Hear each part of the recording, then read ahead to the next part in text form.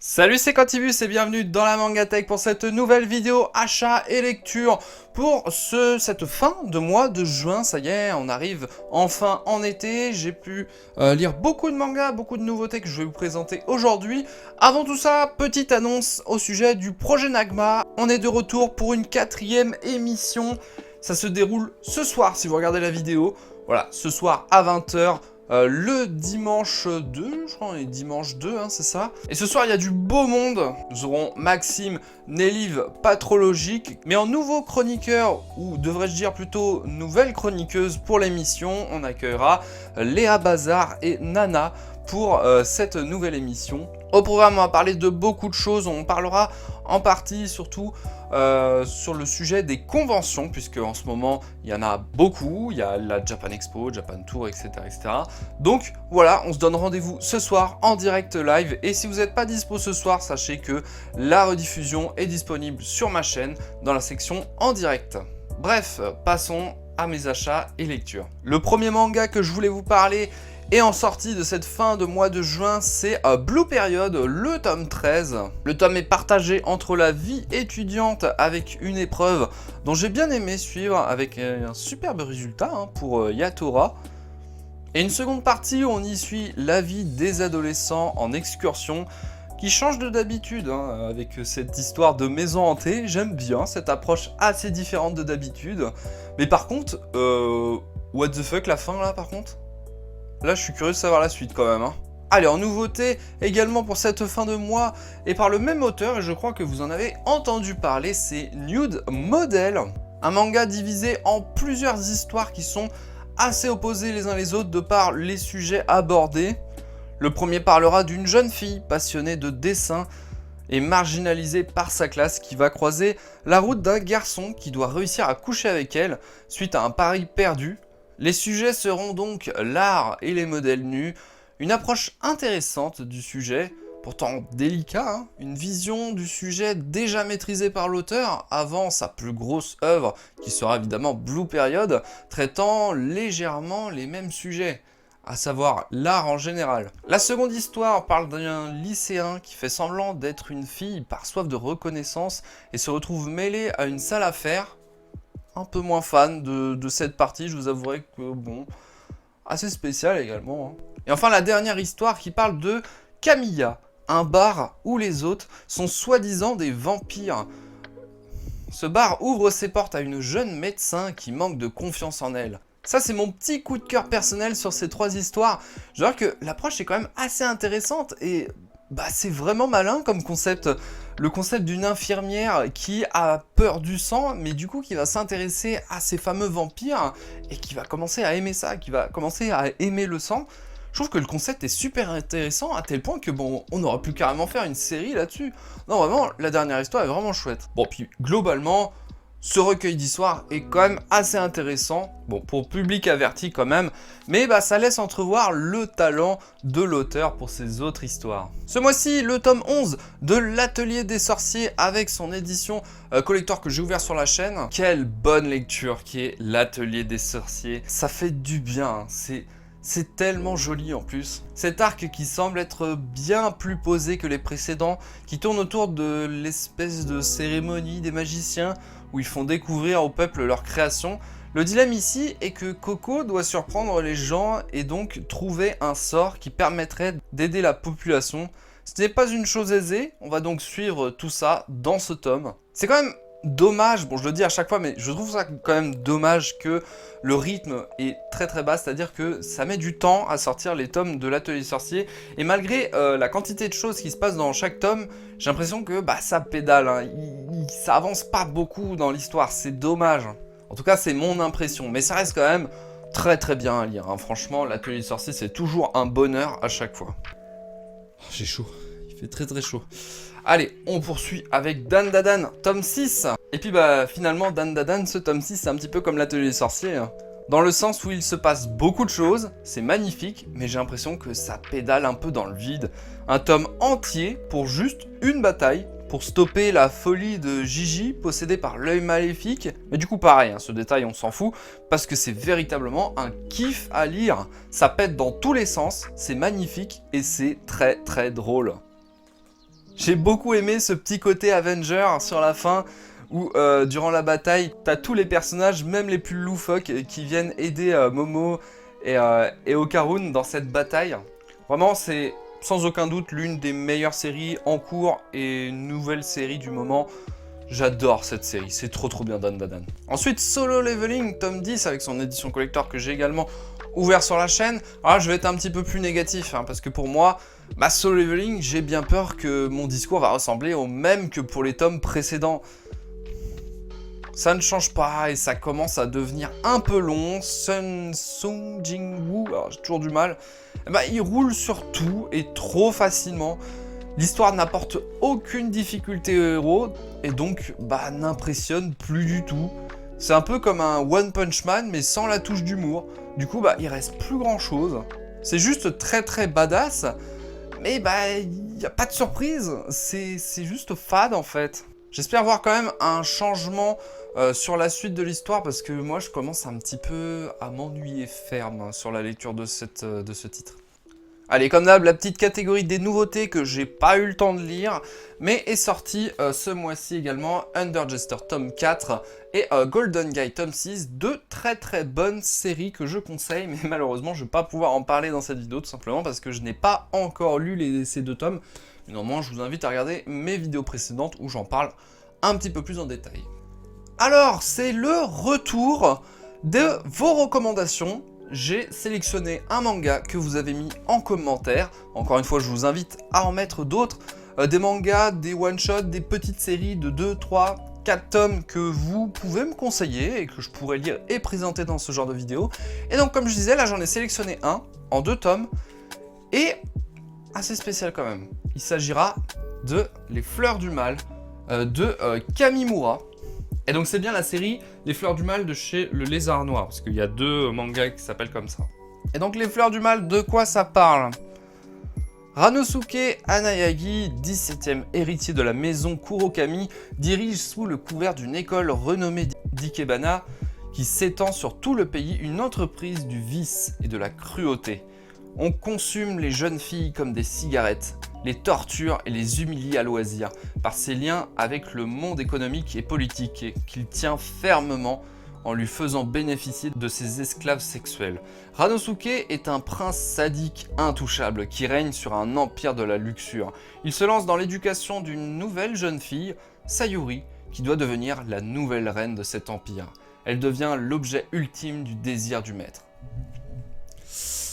Alors, bon, je l'avais déjà teasé sur Twitter, j'avais dit que c'était une de mes lectures les plus spéciales que j'avais pu lire jusqu'à présent, et c'est toujours le cas, hein. Vraiment, Les Fleurs du Mal, bon c'est quand même 2 colosses déjà, hein, 2 gros bouquins, je vais les poser parce que c'est lourd. Que dire sur Les Fleurs du Mal? J'aurais quand même pas mal de choses à dire. En fait, je pourrais consacrer une vidéo entière sur ce manga. C'est vrai que c'est très particulier. C'est très particulier parce que les sujets abordés, pour moi, ils sont problématiques, hein, vraiment. En fait, ce genre de sujet, on peut les aborder s'il y a un message derrière, il y a une morale. Là, en l'occurrence, il n'y en a pas. Il n'y a vraiment pas de morale dans ce manga, et c'est pas normal. Donc si vous l'avez pas compris, c'est un manga qui fait... Enfin, selon moi, j'avais l'impression que ça faisait l'apologie du viol. Vraiment, on te montre tout ce qu'on peut faire de néfaste sur des femmes qui ne sont pas consentantes. Et si seulement ça pouvait être que le seul sujet abordé, des fois ça va aborder des sujets, mais je suis en mode, mais ça va beaucoup trop loin. Ça sert à quoi de nous parler de cette chose de cette manière-là si derrière ça n'apporte rien? Non, c'est vraiment problématique. Après, je vous invite, si vous avez lu le manga et que si vous n'avez pas eu la même approche et le même ressenti en lisant ce manga, d'en parler dans les commentaires, on peut en discuter, mais pour moi, ce n'est pas un manga, c'est malsain, c'est tout simplement malsain. J'ai déjà lu des mangas qui parlaient du viol, mais qui derrière avaient une bonne morale et qui du coup dénigraient ces pratiques malsaines. Mais là, derrière, en fait, la fin, je me suis dit, mais... pourquoi ça s'arrête comme ça? C'est pas normal. Alors, léger spoil, ça dure juste 5 secondes, mais certes, oui, ça se finit mal pour le personnage principal, enfin du spoil, mais du coup, moi je m'attendais à autre chose pour la fin. Je m'attendais vraiment à ce que le manga il t'explique que tout ce qui se passe, ça n'est pas normal. Tout est normalisé dans ce manga et c'est pas bon, vraiment.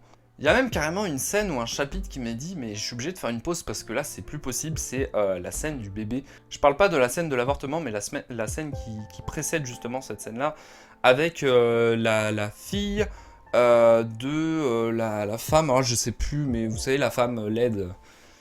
J'ai trouvé que cette scène elle allait beaucoup trop loin et c'était vraiment pas nécessaire. En fait c'est ça, ce manga, c'est plein de scènes qui ne servent à rien souvent. Alors certes, il y a des scènes qui vont développer le personnage de Sayuri, hein, c'est ça le nom. Il y a des scènes qui sont quand même intéressantes. Tout n'est pas à jeter dans ce manga, il y a de bonnes choses, il y a des choses assez intéressantes. Je pense notamment à ce côté un petit peu pervers du mari, enfin du fiancé de Sayuri de base. J'ai trouvé cette approche qui était un peu décalée par rapport à tout le reste qui est, voilà, je me suis dit, ah tiens, c'est intéressant d'aborder ce sujet-là par rapport aux envies refoulées du fiancé, il veut se travestir, voilà, en gros ça me parlait de ça, globalement. Ça, j'ai trouvé ça assez intéressant parce que ça n'allait pas trop loin, c'était pas trop dans le hardcore inutile. Mais le reste, franchement, non, quoi. Après, c'est vrai que j'en parle, ça donne pas vraiment envie de lire le manga. Si vous voulez quand même vous faire une petite expérience, moi en tout cas, moi ça a été le cas parce que c'est pas du tout le genre de manga que j'ai l'habitude de lire d'habitude. Mais du coup, j'ai pu voir qu'il y a ce style de manga qui existe. Il y a des auteurs qui ont l'habitude de parler de ces sujets-là de manière décomplexée. Et c'est un peu une lecture en mode, voilà, ça existe. Il y a ce genre de manga et c'est vrai que c'est très différent de ce que j'ai l'habitude de lire. Ça peut créer une expérience, mais pour moi, j'ai pas non plus passé un excellent moment à la lecture de ce manga. Néanmoins, je remercie quand même de me l'avoir conseillé, puisque sans ce conseil, j'aurais jamais pu découvrir ce manga, je me serais jamais penché là-dessus. Donc voilà, donc je le conseille pas vraiment, mais pour ceux qui sont curieux, voilà, Les Fleurs du Mal, vous pouvez le lire. Et à la limite, conseillez en commentaire quelles sont, selon vous, les raisons pourquoi il faut lire ce manga, parce que pour moi, j'en ai pas vraiment. J'ai pas vraiment de conseils à vous donner pour lire ce manga. Allez, on passe directement à la section de mes séries en cours, et j'ai repris une série, c'est Chat Hell. Voilà, enfin, j'ai repris cette série. Rappelez-vous, j'en avais parlé il y a un petit moment, j'avais lu le tome 1, et j'étais un peu bof, mais vous avez été nombreux à me dire « Mais non, il faut que tu t'accroches, il faut que tu lises le tome 2, le tome 3 ». C'est ce que j'ai fait. Donc je rappelle, Chat Hell, c'est un manga qui tourne autour des guerres entre l'armée de Mongolie et celle de la dynastie Tangout, occidentaux. Le prince mongol Yurul qui doit sauvegarder les écrits de son peuple qui finira par faire la rencontre d'une femme nommée Chat Hell, redoutée par les armées car elle est très forte au combat. Chat Hell qui sera étroitement lié avec le jeune homme que l'on voit en début d'histoire, qui sera projeté dans son époque. Et comme je disais, finalement, il faut s'accrocher sur la lecture. Et c'est un peu une reproche que je lui fais quand même. Je trouve ça dommage que pour le manga, il faut s'accrocher tout le long du tome 1 et moitié du tome 2 pour enfin comprendre là où voulait en venir ce titre et profiter totalement. Parce que une fois que tu comprends les enjeux, les personnages, les objectifs, c'est un régal. Une fois passé tout ça, on constate que le manga a tout pour devenir un excellent manga d'action historique et de fantasy. De l'action et des batailles, des histoires d'ancêtres, voyages temporels, tout fonctionne. Bien qu'au départ j'avais du mal à saisir pourquoi ça commence dans l'époque moderne, l'époque actuelle, et j'avais l'impression que ça s'égarait trop rapidement et que ça perdait le lecteur, c'est d'ailleurs ce que j'avais dit. Mais tout cela finit par être expliqué. On finit par s'accrocher à Chat Hell. Et je tenais à en parler également puisque, figurez-vous que l'auteur Yuito, à moins que ce soit une autrice, je sais plus, enfin bref, le mangaka de ce manga, de Chat Hell, sera présent à Paris cet été, durant la Japan Expo sur le stand de Panini Comics. Donc n'hésitez pas à aller le rencontrer si vous aimez la série. C'est une excellente nouvelle, ça par contre que l'auteur est de passage en France. Donc moi j'y serai en tout cas. On se donne rendez-vous là-bas. Je vous mets tous les détails ici, voilà. Comme ça vous êtes au courant de tout à propos de cette annonce. Allez, dernière série que je vais parler dans cette vidéo. Désolé, la vidéo quand même assez longue. Mais on va parler pour ce dernier manga, encore d'un manga assez controversé. Ça change pas de Les Fleurs du Mal. Mais là pour une autre raison. On va parler cette fois-ci de Made in Abyss. Ça y est, j'en parle enfin. J'ai fini la série, j'ai lu les 10 tomes. D'abord, Made in Abyss, De quoi ça parle pour ceux qui ne connaissent pas?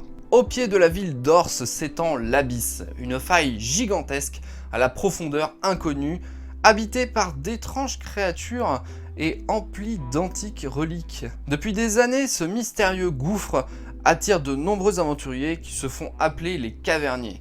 C'est ici que vit Rico, une jeune orpheline obsédée par l'Abysse et désire marcher dans les traces de sa mère, qui a disparu. Un jour, en prospectant, Rico découvre le corps inanimé d'un jeune garçon. Elle est alors loin d'imaginer à quel point cette découverte va changer sa vie et accélérer son destin. J'ai d'abord donné mon avis sur le manga et ensuite je parlerai de cette fameuse polémique dont j'en ai encore entendu aujourd'hui, décidément.